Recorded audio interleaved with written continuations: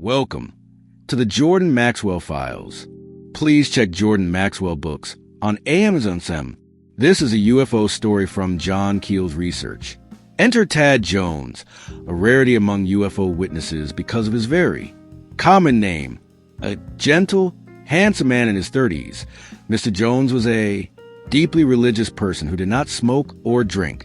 In 1967, he lived in Dunbar, a suburb of Charleston, West Virginia, and managed an appliance store at a place called Cross Lanes.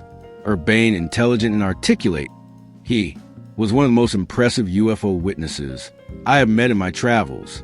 At 9:05 a.m. on the morning of January 19, 1967, Tad was driving to his store along the newly completed multi-lane highway, Route 64, about 10 miles outside of Charleston.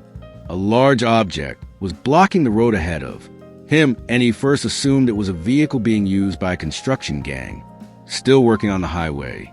But as he drew closer, he saw that it was hovering in the air about 4 feet off the ground. It was a large metal sphere, he said. Since it was broad daylight, I got a very good look at it. It was about 20 feet in diameter and was the color of dull aluminum. He slowed his car and studied the thing for about 2 minutes. There were 4 legs attached to it, he continued, with caster-like wheels on the bottom of each one, and there was a small window about 9 inches in diameter on the side facing me. But I couldn't see anything inside the sphere. On the underside, there was something like a propeller. It was idling. When I first drove up, then it started spinning faster, and the whole object began to rise upward. It disappeared into the sky, and I drove on to my store. Shaken and puzzled by his sighting, he decided to call the police and report it. His story quickly found its way into the local papers. The next morning, a crude note was slipped under his door in Dunbar. Written on ordinary notebook paper in block letters, it stated, "We know what you have seen, and we know that you have talked. You'd better keep your mouth shut." He decided it had to be the work of some local prankster. In nearby St. Albans, Mr. Ralph Jarrett, a chemical engineer and the local UFO authority, was shaving that morning when his telephone rang. He put down his razor and went into the bedroom to pick up the extension. "I heard a very clear one beep sound," Jarrett said. The beeping continued for about 2, maybe 3 minutes. Then the phone went dead, and the dial tone came on. I've heard all sorts of code transmissions on shortwave, but nothing quite like that. He went downstairs to breakfast, opened his copy of the Charleston Gazette, and read about Tad Jones's sighting, the first he had heard of it. Jarrett, an aggressive, loquacious, middle-aged man, was a highly qualified investigator. He later contacted Jones and conducted a thorough study of the case. He discovered the object had been hovering directly above a major gas line which passed under the road. There have been other sightings of UFOs directly over buried gas lines. A few days later, another note was slipped under the door of Jones's home in Dunbar. This one was written on a piece of cardboard which had been burned around the edges. It repeated the earlier threat, adding, "There want sick be another warning." I arrived on the scene several weeks later, and during my questioning, he remembered another incident which seemed unimportant to him at the time.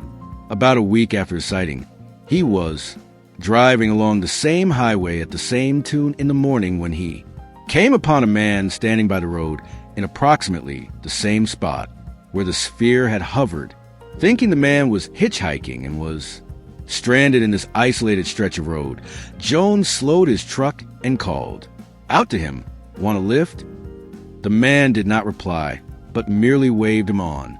The next morning, the same man was in the same place, but this time Tad did not slow down. He was very tanned, Jones recalled, or his face was very flushed. He looked normal and was wearing a blue coat and a blue cap with a visor, something like a uniform, I guess. I noticed he was holding a box in his hand, some kind of instrument. It had a large dial on it like a clock, and a wire ran from it to his other hand. Later, we checked the local gas companies to find out if they had had a man walking the line in that area. The answer was negative. I also asked about instruments, such as Tad had described. No, such instruments were in use. When Mrs. Heyer and I visited the spot on Route 60, for we found a series of very strange footprints in the mud beside the road. One group of footprints were identical to those I had found behind the power plant in the TNT area the previous December. They looked like huge dog tracks and were so deep the animal who made them must have weighed 200 pounds or more. I couldn't relate them to Mothman, and there were a lot of dogs in the area, so I didn't think much about them at the time. Tad made plaster casts of these new prints, however, and none of the local wildlife authorities could identify them. They were not dog tracks. Zoologist Ivan Sanderson later rejected the big dog explanation also and told me similar tracks frequently turned up in places where paranormal events had occurred. And, in fact, I have since come across them myself in several separate spots around the country. Aside from the dog tracks, we found a single footprint of what appeared to be a large, naked human foot. This was planted in the center of a muddy section with no other footprints of any kind around it.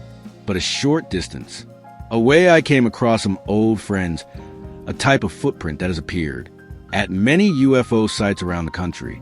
They look like the prints made by Ripple-soled shoes, but their spacing is always peculiar. They don't start anywhere, and they don't lead anywhere.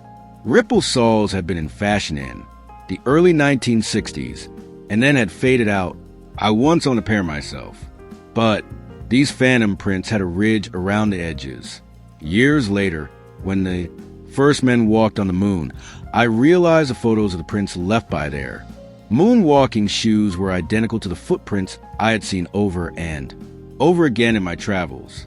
Obviously, the Martians and Venusians buy there equipment from the same companies that supply our space program. Please check Jordan Maxwell books, The Reptilians, on Amazon.com.